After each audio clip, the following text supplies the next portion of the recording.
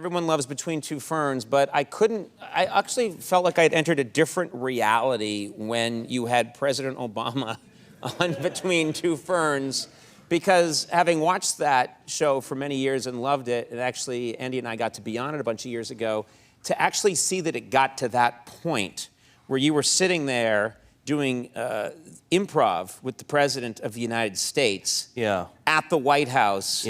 Kind of blew my mind. I felt like we had entered a new realm, for better or ill. And it was hilarious. It was fantastic. God, I'd forgotten that I interviewed the president. Yeah, that was a weird thing that went on because you know, it's you're interviewing the president of the United States, and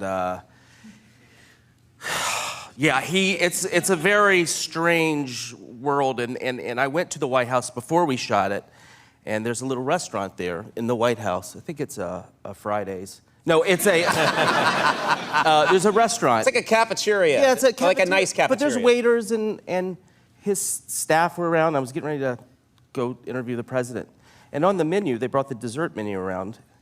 There was a thing on the menu called chocolate freedom. So I say to them, not trying to be funny, you guys call the president this, right? Yeah.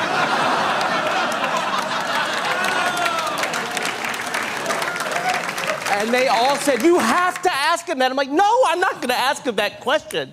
But it was just weird that chocolate freedom was on the menu, and I thought it was named after him. Right. But it has nothing to do with I thought it was, you are, I mean, first of all, he's really funny and deadpan. You're obviously hilarious, but the two of you worked really well together in that. One of the things I couldn't believe is it's early on, you shush him. He starts to talk and you just go, shh. And I was like, no one's done that to him since like probably 1988. Besides maybe his children. Yeah, his children do it. Probably do. But yeah, it took balls, I thought, to be that. I mean, obviously he's in on the joke, but you were so dismissive. Yeah, it was, and he called me after it was we shot Between Two Ferns, and then there was a little bit of a few days had gone by, and he called me to, I guess, to thank me, and I was at a construction site. Hanging out. Just hanging out at a construction site. You know, Where you meet people. Trying to meet some ladies. Yeah. And lumber smell. And I was by myself at a construction site, and he...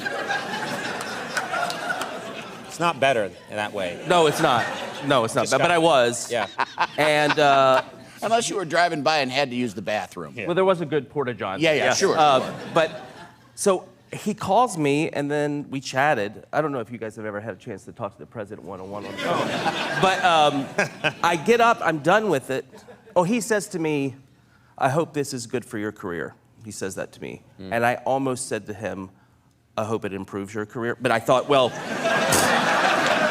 the comedy bit's over, so I'll be respectful. Yeah, just be respectful. Just respectful. Yeah. So we chatted, and the last thing he said to me was, okay, I'll talk to you later, brother. And I hung up my phone. I have a flip phone, I guess. Sure, of course. Yeah. Melanie, I'm done. And I didn't know what to do because I just talked to the president of the United States, and that hasn't happened to me since Taft.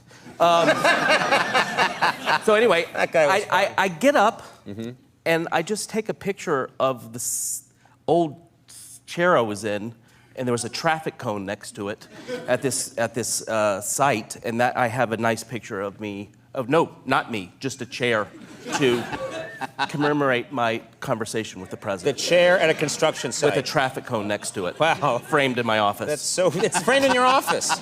No, it's not, but it's going to be.